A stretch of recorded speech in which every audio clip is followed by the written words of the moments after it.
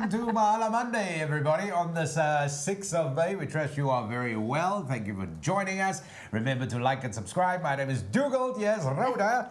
Hello. Hello, Dougal. Hello, everybody. I hope you had a fabulous weekend, Dougal. Lovely. I'm glad. And I believe it's raining tomorrow, so I'm quite happy because I love the rain. I love the rain. Oh, so do yeah, you? I do. You're the only person that likes rain, Rhoda. I love rain. I like winter. I'm a winter person. Call me a winter baby, even though I was actually born in March. So yeah, I love it. So welcome everybody. I hope you got your cocktail. A negative personality.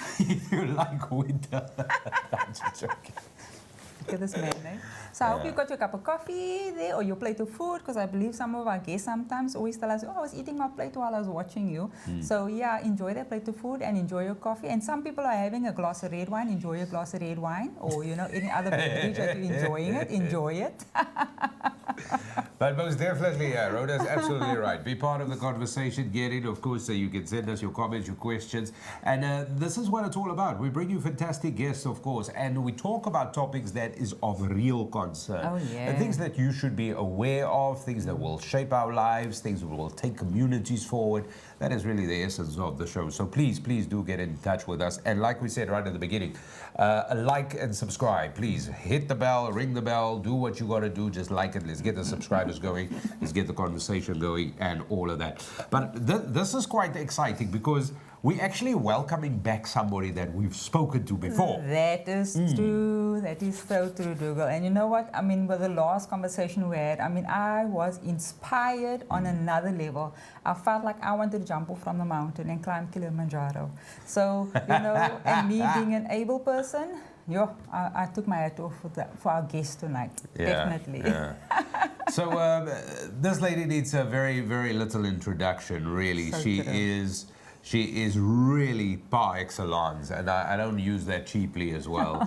She really sets the standard, but out there trying to make a positive change, everything in terms of inclusivity and as well as to get accessibility to everybody, regardless, and especially to people and persons who have disabilities, of course. True.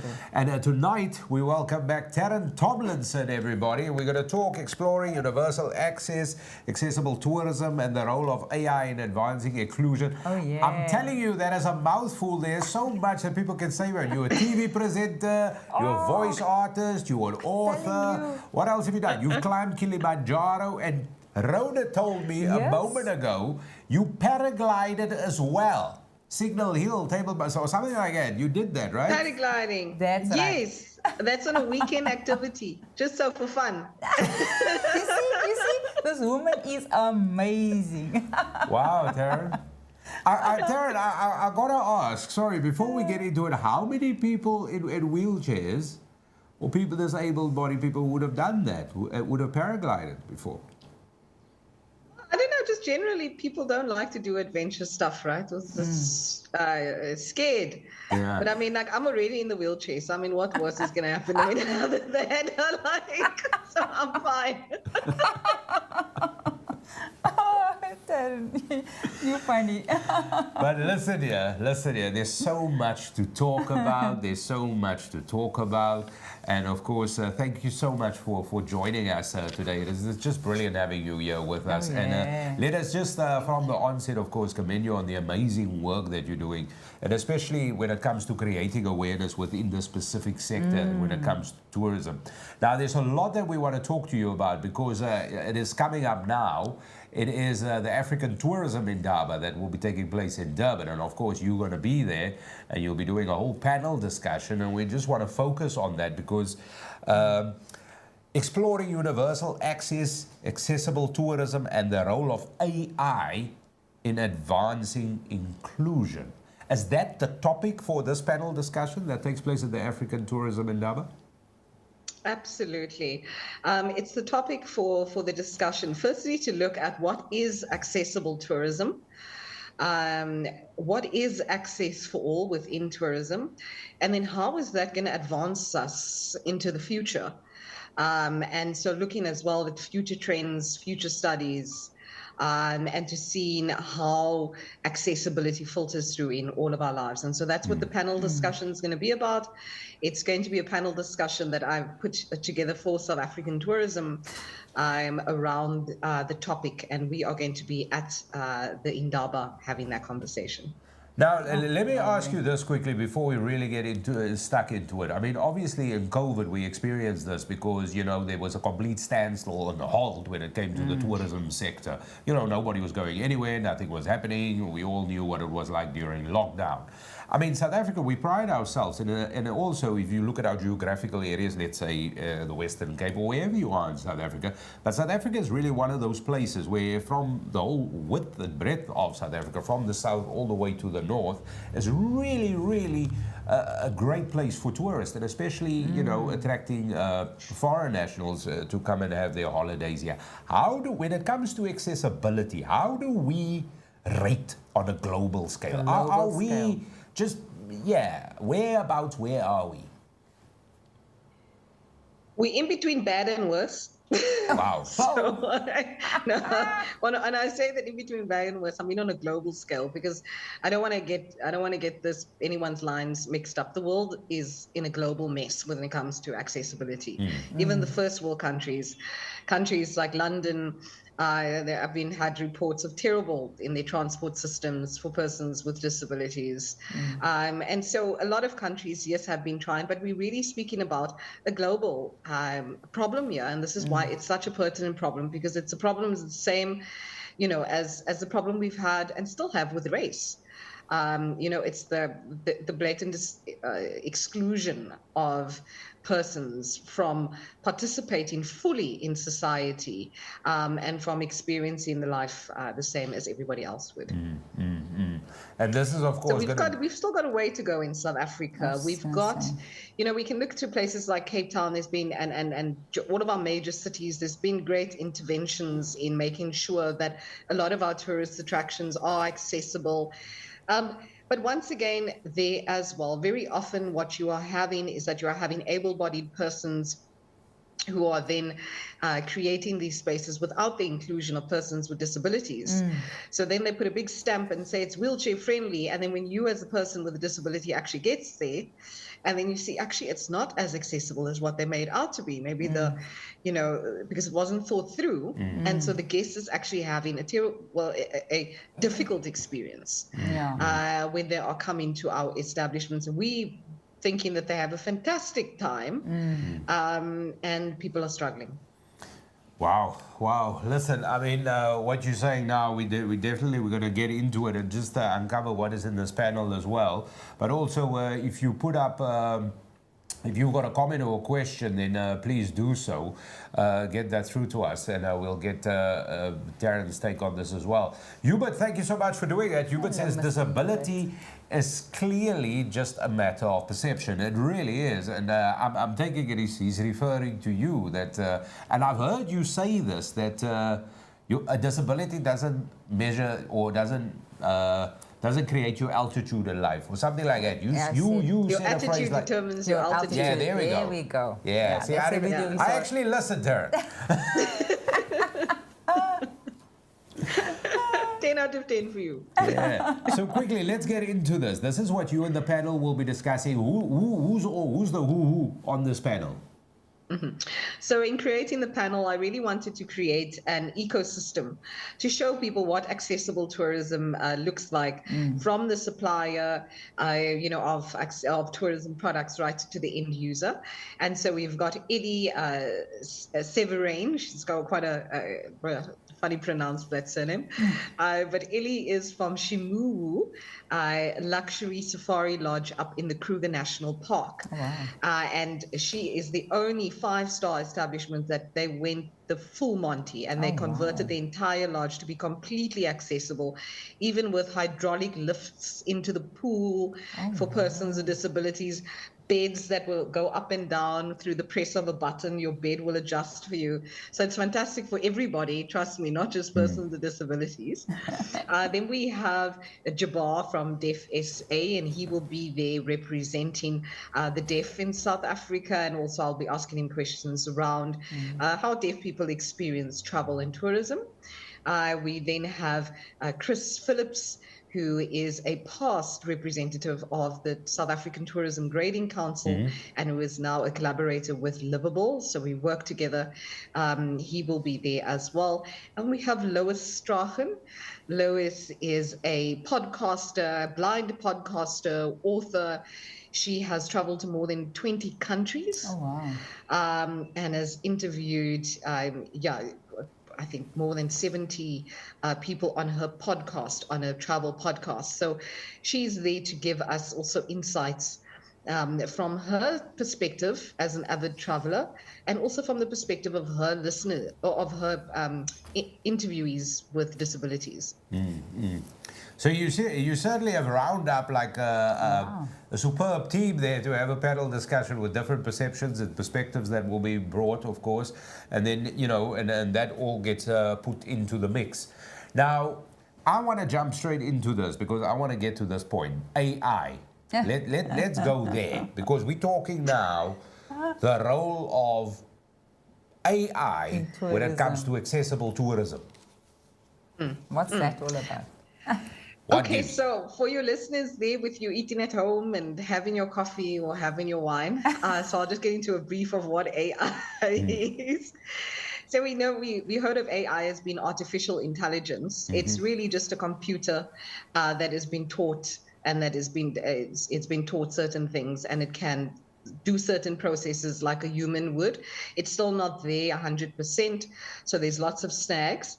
But there's three ways in which artificial intelligence can actually process. One, it's machine learning. So it's basically a machine that you throw a whole lot of information to it, and it will be able to pick up certain patterns, certain concepts, ideas, topics, and then coagulate that information. And this is how our chat boxes work. When you chat GPT or you want to go and you ask it a question, it will pull off from the internet this whole body of knowledge out there and give you very specific answers. And then it's got a natural learning processing capabilities, which means that the AI can speak to you, can naturally chat to you. You can, through voice or through typing, can chat like a normal human being. Oh, wow. And then at the end, it's also machine, it's a creative AI where the AI is actually able to create things. So these days you can go to an AI and you can say, draw me a landscape, of X, Y, and Z with a monkey in the front, and the AI will draw that. So you now no need to go to an illustrator or an artist. You can generate that within seconds. So the capabilities are huge for what AI can do. Now, many people are afraid of AI because they say AI is going to take away our jobs. Because AI is fulfilling a lot of the processes, and it will continue to do that we as human beings before would do. One of them would be, for example, such as an access audit. Okay. Now, AI has huge capabilities in some sections. I personally am not afraid of AI. I think that AI is going to help us to automate so many things that we as human beings have been programmed to do, as if, like from the industrial age, as if we were machines, so that we can get back to being human beings and actually living. So now, for example, it doesn't take me 2 hours to put together a travel itinerary. And with AI, it can be done in less than 5 seconds flat. Wow. And the time that it took me to prompt what it is that I needed to do, cutting down my work routine by so much, allowing me to have more free time, more flexibility. And I think we all, post-COVID, we all want that. We don't want to be stuck in offices and doing this 9 to 5. No, drudge. definitely. So let me ask you this. Sorry, just to jump back to what you said. You said an accessible audit. Yes, a universal access audit or accessibility audit or an environment audit. So basically, it's just assessing a building to see how accessible it is to the maximum amount of people. So universal access, rather than other kind of accessibility, universal access is not actually just about persons with disabilities. It's about how do we make a product or service accessible to the most amount of people. So that includes young kids, it includes the elderly, it includes persons with disabilities, it includes people with temporary illnesses, car accidents, injuries. It even refers to LGBTQI community as well. Because now we have the issue of transgender people and which bathrooms do they use in hotels and all of those kind of things. So it's everything that has to do with previously marginalized groups of people within tourism. I'm not sure if you have kids, you would know that even these days, sometimes it's difficult to find a hotel that will accept kids. They say no kids. Oh, wow. Because they are, a honeymoon kind of hotel, or they only want a certain kind of thing. So it looks at all of that. And I mean, I'm just listening to you. I know a family member of mine from the US, and they came through here to Cape Town, and they saw some of our baby changing pods or baby changing rooms where you can actually go into a room and actually change your baby, and mommy can go to the toilet at the same time. And she said, Rhoda, this is so refreshing, because this is something you struggle to find basically where she's overseas. And you think to yourself, oh wow, I would think that we are, like you would say, supposed to be third world and they're supposed to be first world, and they're experiencing that as well. And I mean, just to think a baby changing room, or feeding room. And actual fact, it was a feeding room in actual fact, because if you're feeding your baby, you don't want to be sitting in a toilet breastfeeding and things like that. And this was one of the stuff that she mentioned, that she wished there was a room where you could actually breastfeed instead of sitting in a toilet and breastfeeding your kid in a toilet, because that's the only place you could really go where public don't see you. So yeah, it is vital, very vital. No, absolutely. And one up from that would then be to say, well, not one up, but one other aspect that we look into that changing facility is to say, why is it in the female's bathroom? Exactly. What about the father that needs to feed his child? So true. Exactly. What about the father that needs to clean their child? Exactly. Right? Because we work on the assumption that it's only the mother, because historically it's only been the mother. But how many single parents, how many gay parents don't have a kid that they need to go into the bath? Now you got a little girl with you and you're a father.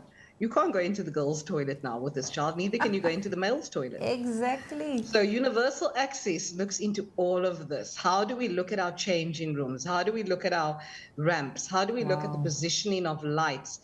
Even the positioning of products. You know how much kids rule when you walk into a shop, yet most things are out of the reach of kids, except the sweets. The aisles. 100%. It's all eye level. The sweets is there. It's all eye level. And what you are saying, and I get that completely, is that we need to apply these principles so there's universal accessibility, and even to our homes to do a similar sort of thing, whatever you could possibly do. I mean, I'm sure many people, as I do, we all know people who have limited mobility and had to reconstruct ramps and things at their house, and sort of change the building a little bit here and there, so to make things more accessible. I get that. And what Rhoda said now, in terms of like where somebody from a different country can pick up that we are doing stuff right, in terms of where we are, the tourism sector, as a broad tourism sector, and especially speaking to the South African one, you say we're between bad and worse. No, not the sector itself. Yeah. No. I mean, when it comes to accessibility. Accessibility. Yeah. Like in terms of the global scale, so very much exactly what Rhoda said. They don't even have that in the States. So that's what I'm saying, to benchmark it. There's nothing really, we can benchmark between bad and worse because globally it's a problem. And so it's difficult to say, oh, South Africa, where are we compared to? I really don't have too many great examples of where we can compare to, other than countries like Spain, Germany, and Japan. Funny enough, Japan is one of the leaders in accessibility because they have an older aging population, and that is also something that we'll talk about in terms of trends and accessibility within tourism in terms of trends. Because that is interesting, because if you find that, because I spent a lot of time in the US and I saw a lot of scooters. Do you know what I mean? Those mobility chairs, like scooters, they're everywhere. And now that you say that, because I suppose the general population there is fairly, on the plus size in terms of years, where our country specifically has got a very young population. As we know. Now, when we look at having hotels and guest houses, I'm talking about the infrastructure in the tourism sector, shouldn't these sort of accessibility suggestions and ideas, shouldn't buildings hop off like that from an architect's page? And when it goes to construction, you know it's there. You know it's just accessible. Shouldn't this be more of a legislative drive that should be happening? Completely. It should be. So one of the things is that we've got our builders work off the SANS Part S building regulations, which is the building regulations as it pertains to persons with disabilities. The problem is that the SANS Part S is, I wouldn't say it's almost like it's incomplete. So universal design is like the ideal. The SANS part is like, if that was matric, the SANS is still here in Senate 5. So it still has ways, and there are people working on changing that, architects and that, but legislation takes long to change. I know some architects an architect, her name is Nadira Hariprasad, and she's a chief architect also working on pushing this within South Africa. The other problem is that, yes, even though it is stated that when you build, this is how you are to build, there isn't proper people coming to do the checks afterwards and when the buildings. So once again, the architects are also not working together with persons with disabilities. So they get the mandate, they look at the list of the things that they need to put in, they put it in, they don't get persons with disabilities to come and do a recce of the site to actually see how the thing functions. They don't know themselves because, it's normal. It's an unconscious. What you don't have to deal with every day, you overlook. I mean, it's as simple as that. And then we having, buildings that are not actually accessible to the end user, or they've got snags. Yeah. And it's always, I mean, let's be honest, we've all been up and about, we've all been around. There's always limited access. It always is. I mean, and it should be much higher. I got a lot more aware with, of course, also realizing the type of work that you do and with our engagements. And I'll never forget the thing you said to me the one day was like, just the light switch. I'll never forget that. I'll never forget that. Simple thing. Exactly. And even, I mean, we're talking about Jabbar as well. That's one of our other favorite people that's always on our show, one of our best friends as well. And I mean, the first time we met Jabbar, the realization that we had to come to terms that we mustn't turn our back to him or turn our head away from him, that, just that and that interaction for me, and I think for everybody, the director, everybody else, it's life-changing, because today whenever we see Jabbar or we have somebody that's, that has difficulty in hearing even as such, we make 100% sure we're facing him, we're talking to him, and we're making sure that he can read our lips, because it helps him, obviously. So just that awareness. And I think this is where this Indaba, where you guys are going to have this panel discussion, I can just imagine Jabbar on another level, because I know how passionate he is about, the hard of hearing and the disability where that is concerned as well. That is this going to be live streamed on the 14th, the 16th of May in Durban? Is it going to be able to be accessible to everybody else? Actually listen to this panel. Yes, so before we go into that, I'm not sure if it's not going to be live streamed. However, we can do a thing to record it. Actually, I will find out by SA Tweet, because I think they actually should. They would record it. They definitely are going to record it. But I'm not sure if it's going to be live streamed. But I can make the recording available to you, and then we can put it on your social media. But one of the things that we're really excited about at the Indaba as well is the launch of AVA, which is our AI, Universal AI Assistant. And so AI Assistant AVA will be able to now help hospitality owners. So even people who own little B&Bs, have, interested in getting into community tourism, maybe know that their house is flat. So maybe if actually my house is on the ground floor and I want to create an Airbnb, I might just look into this. Ava she will be accessible via WhatsApp. So she will be a WhatsApp number, just like you chat to someone and you chat and you say, "Hi, Ava, how are you?" And she'll start speaking to you like a normal person. And then she'll lead you through an access audit, starting at one section of your building, leading through the other. And at the end, she'll give you a free report to let you know your access challenges of your building. So at least you can get the knowledge of your personal knowledge for your building for free. And then at the purchase of a report, which will have all of your building recommendations for changes as the AI picked it up during the audit. That will then also be available to you at payment. And instantly, as before, it would take an auditor about 2 hours to write up a report. Sure. Ava will now be able to do it instantly. Instantly. I think before we continue, I do believe there was a comment that we want to display quickly.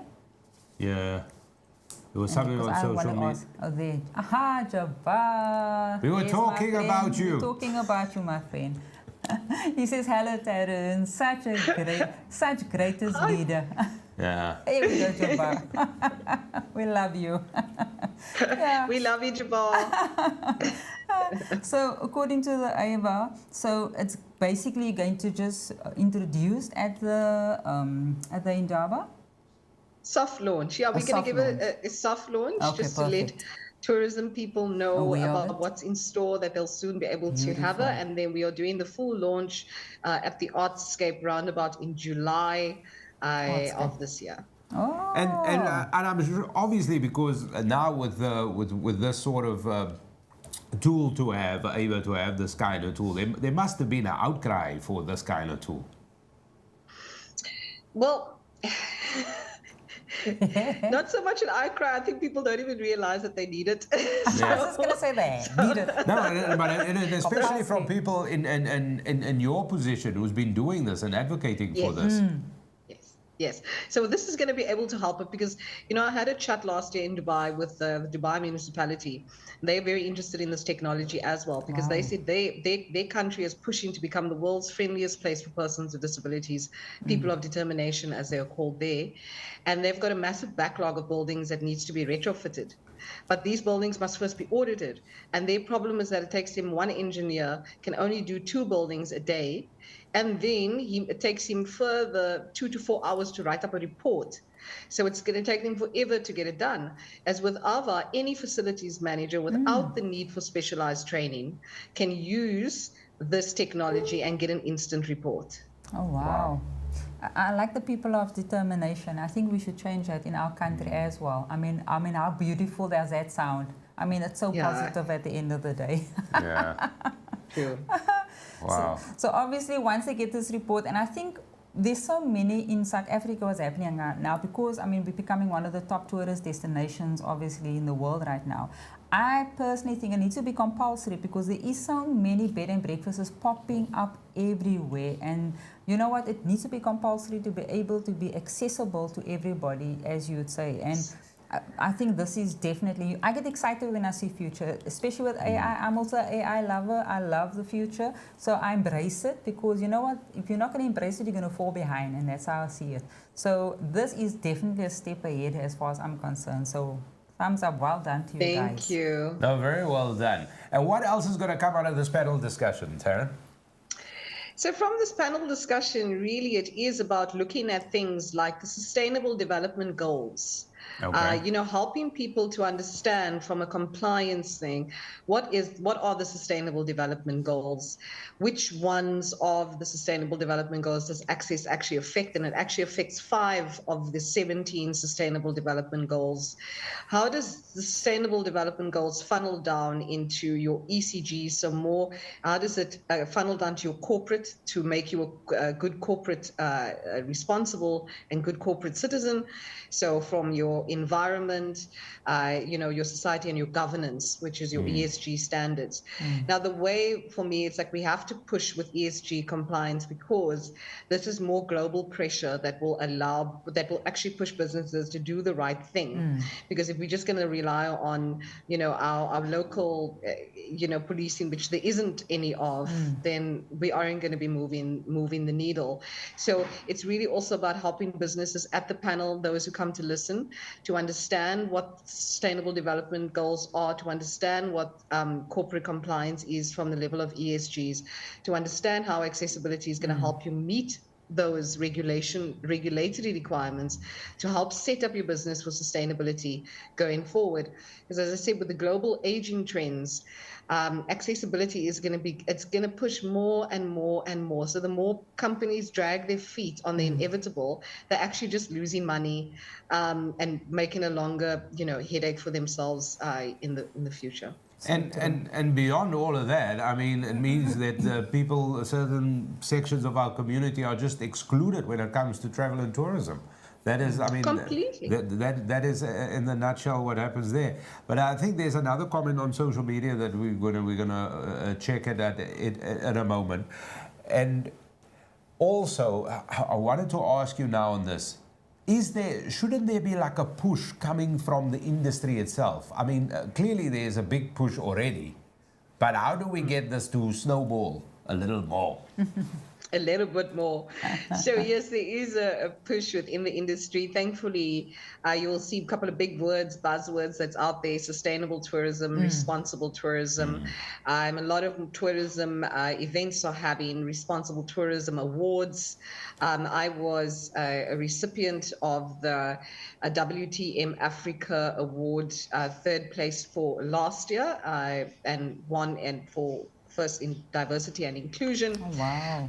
And so as well with the Skull International is one of the biggest global agencies. Oh, wow. And Beautiful. so there we came runner-up in our division as well for diversity and inclusion. Well done. So as more and more big global bodies, Sustainable Hospitality Association, these are huge corporations, push for these kind of awards. I also want to encourage more persons with disabilities to really get out there and to take charge, and if tourism is something that you've been wanting to do, don't be intimidated by the lack of persons with disabilities that you see out there. Because I can tell you, Dougal, when I look around, it's basically, me mostly. I'm now bringing Jabbar into the fold, and a lot of other friends to say, come on. We must take up space where we want to be seen and not shy away. And only then will we start making a change. Definitely. We can only wish you well. We can only wish you well. That is certainly what we can do. Is there a comment that we're going to display on social media? There we go. Jabbar. Jabbar has added, he says, Tarryn Tomlinson, how would... Oh, well, there we go. Sorry. It just disappeared there quickly. How would you market that they must employ disability person to work in tourism? Okay, so the question is basically, how would you market that somebody with a disability will be employed in the tourism sector? So that's a question for you. How would you go about it? Okay, I think it would be by making the company aware of the Employment Equity Act, and that a certain percentage of persons with disabilities need to be employed as per our legislation. So helping them to understand what that is, and also helping them to understand that their environment, being the hotel or environment itself, is probably one of the most accessible places for persons with disabilities, because it is generally accessible. Right, we generally have those standards of ramp through the front door, etc., etc. And so it's not such a far cry to now employ persons with disabilities within that environment.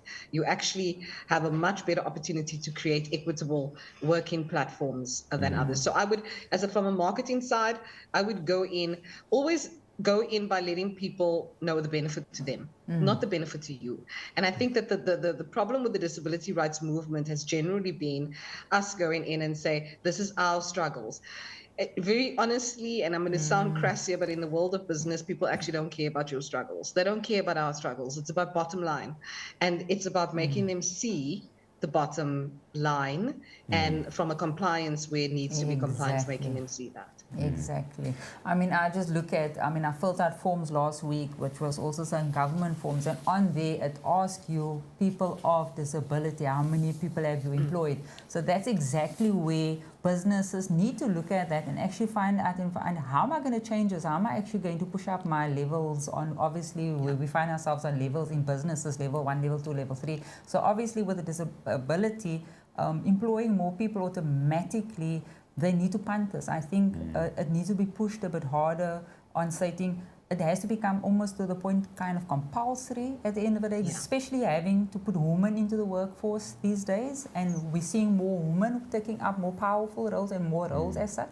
I think this needs to be exactly the same, Jabbar. I think where you're asking that, it needs to be pushed from legislative and business side, because it is in our documents, it is stated there that you need to look at looking at disabled people and actually ticking off, do you actually have someone? And you get points marked on that, and if you don't, you get a 0. So I think this is where we need to look at that and really see where is our disability. And then on top of that, I mean, I'm kind of blabbering away here, the people of disability as well, or let's people of determination, I would say, be determined. You need to go and find these jobs. You can't sit back and think that it's going to fall on your lap. You yourself need to say, I can make this change, I can do this for you. Because at the end of the day, companies need people of disability. So you know what, if you're one of it people, go knock on the door and say, I know that you need to put a 0, you got a 0 on your, what's the name, let's put a 1 on there, employ me, you know, so. I like that, Rhoda, I like that attitude, and that is exactly the attitude that one must go there. Instead of going there with, please can I get a job? It's like, no, I know you've got a 0, let me help you make it a 1. There we go. So Jabbar, I hope that question was truly well covered. Mark Saul says, despite the ideologies and precautions that are kept in mind for people living with disabilities, there's clearly still a massive lack in the manifestation of these needs being met. Oh. And he's hitting it. The additional context is incredibly insightful, but it is really disheartening that so many people with disabilities still live a constant struggle just to get through the day. I love this topic. Oh. Thanks, Mark. And it has to be. Hubert says, absolutely, Mark, we need to see the person, not the disability. And that is definitely echoing the sentiments. So now with AVA, or AVA, is it AVA? AVA, is it? It's AVA. AVA, there we go. So with AVA, with the tool of AVA now, this gives people the or at least the opportunity to do an accessibility audit on the building, the structure, whether you want to do an Airbnb, hotel, guest house, whatever it is. It gives you the report. It will tell you the changes you need to make, and you're one step closer. Where do we see with things like, because there's a lot of red flags coming, like we say, population aging, that is happening already. So there's that. Life being, just having society a bit more accessible to everybody, that is happening. We are moving much quicker to a more, I mean, we say we are inclusive, we say it, but we don't really do it. Where do we see things going? Ideally, in Tarryn Tomlinson's mind, 10 years from now, what do you want? Okay, so to add on to what you were saying about global aging, yes, and we're also living longer but not necessarily healthier, because we have higher degrees of lifestyle diseases such as diabetes, which give rise to amputations, blindness, stress, stroke, heart attacks, all of these other lifestyle diseases, which is why in the States also they have a lot of scooters. It's a lot of lifestyle diseases in which they have, as we have modernized, westernized things. So my prediction that is in the next 10 years, it's going to be very much of the same. You and I will still be around. We'll be older than our parents probably were still living, but not necessarily healthier. And so it's important that what we do is what we call future proofing. where you start thinking about the same way as you start thinking about your retirement plan and what you're going to do when you retire. If you can't walk up the steps of your home, you are not going to want to retire in your home. So true. So please, that double story might look like an hour, but when you're 75. Make me laugh now. I mean, I can vouch for that. My son lives on the 3rd floor, and I dread walking those stairs because they don't have a lift to go up and down. So please, guys, if you cannot do the 3rd floor when you're older, don't buy the 3rd floor. Don't buy the floor. It's a trap. It's a trap. It's a trap. So I really do within tourism say that I'm optimistic. I'm optimistic that the same like with the race movement, women's rights movement, that there's going to be progress. I know soberly that progress is going to take long, but I'm glad for things like AI, which is helping to revolutionize spaces also for persons with disabilities, technology. Now we have screen readers. Now we have audio adaptabilities to help us. So I'm positive about the changes that technology can bring. Yeah, I think before we end off, there was a perfect remark there from Jabbar. Can we just display that again? So he says, nothing about us without us. We need Tarryn to lead our tourism sector. I agree fully, Jabbar. I agree. And he says, yes, not only for disabilities, but for all included. Old people who have money and travel around the world need accessible for all. He's saying it as it is. Like. He just says it the way it is. That's so true. So they were all voting for you. You had your pension plans and things like that.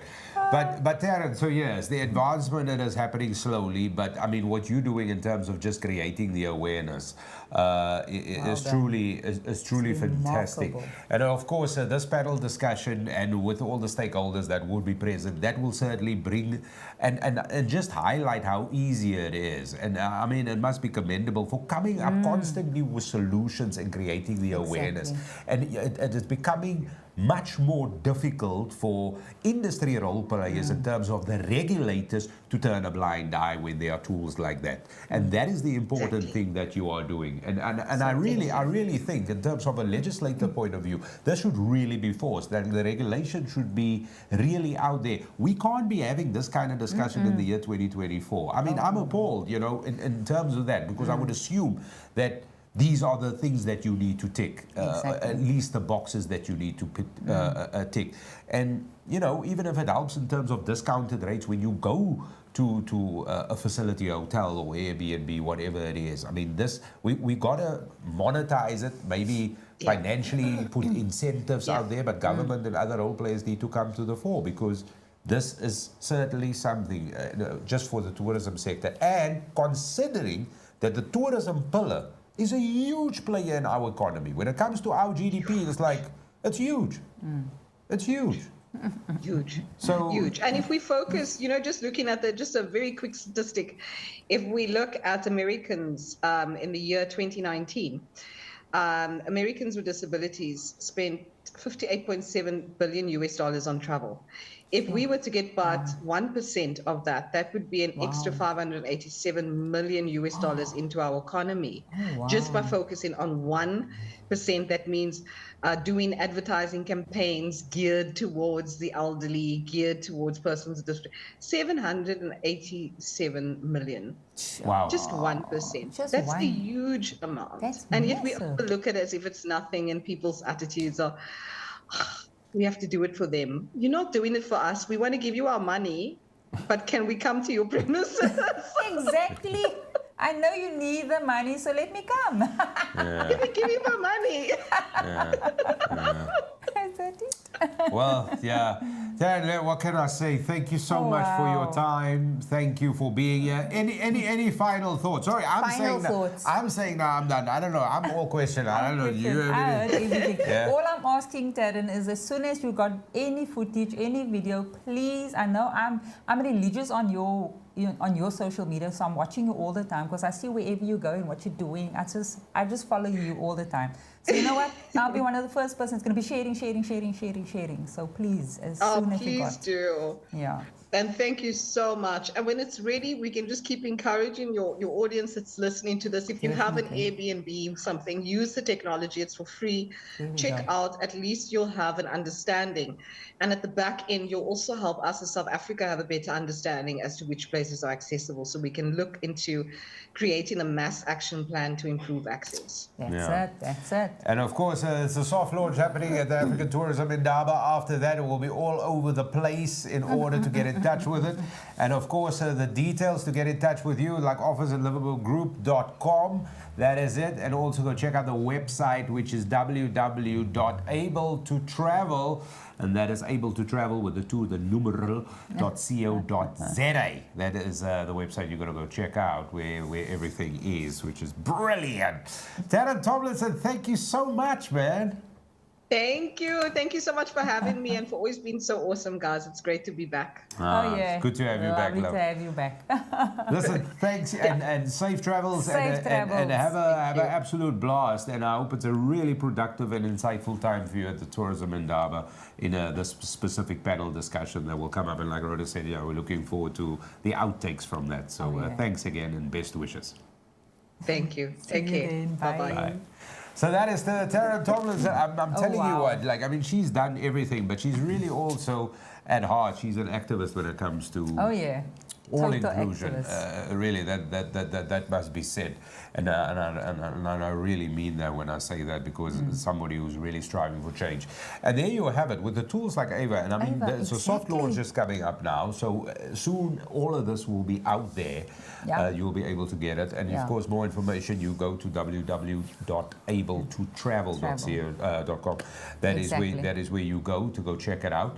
And this is important because there's more tools. This is one. Tools. Yeah. This is one mechanism. There'll be many more. Yeah, it's going to be launched the 18th of May at the Artscape.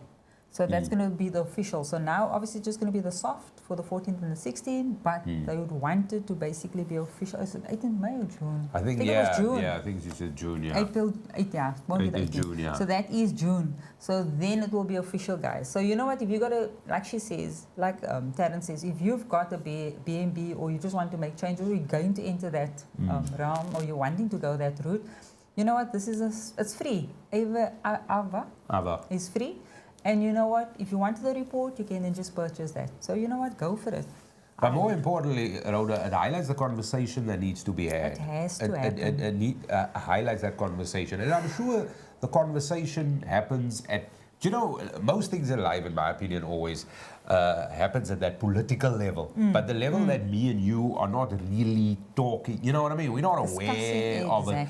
And more such things need to happen on our level. Things that really matter. Advancing, and then especially having an all-inclusive community, and especially the tourism sector, who is really striving now to do it, with people like Tarryn really fighting for them, working hard to make things accessible. So and when she said the global scale in terms of like between bad and worse, I can tell you now, because we've seen Tarryn do all her stuff. She's she's certainly right up there. So 18th of July, that is when the ABBA is going to be launched. That is where all of that happens. And it's been exciting. What an insightful conversation, I must say. I enjoyed it. And I always love having Tarryn on the show. It's always so fabulous. Well, that's it. Yeah, we look forward to next week, because once again it will be exactly that. So what you got to do, please share this. Please like it and share it and like it and like it and share it, and just subscribe and do all of those things. Do all of those things. Thank you very much for all the wonderful comments and being part of the broadcast this evening, and thank you very much for watching as well. Which is fantastic. And we're kind of keeping in the tourism line of things, because we will be talking Avia Dev next week. Oh, yeah. Ooh, There we go. Yeah. Still within that sector. Yeah, John Howell is going to be joining us next week, which is truly fantastic, of course, and especially when it comes to aviation, which is huge. And this is a fantastic topic. If ever there's been I'm telling you, all the topics are interesting, but we're certainly bringing you interesting on top of of interesting. That is what we do. Come and find out about the changes. Definitely. Yeah, so aviadev is what we're going to be talking about, and aviation in Africa is what the topic will center around. And I remember we spoke to him, and I listened to him the last time, and he said something in the African continent only contributes like 2% to global aviation. So in terms of expansion of industry, where job creation lies, that is what you got to go. So true. And it just links so perfectly with our topic with of the whole today. accessibility thing. So exactly. It's amazing. It's amazing. But we all know how aviation goes here with us. Things are grounded and things are upwards. But hopefully your week is completely upwards and just on and fantastic. So thank you once again to Tarryn for joining us this evening. Thank you for watching. All the best. That is it, Rhoda. Yes, that's it. Have a fabulous week, everybody. Bye. Ta-da.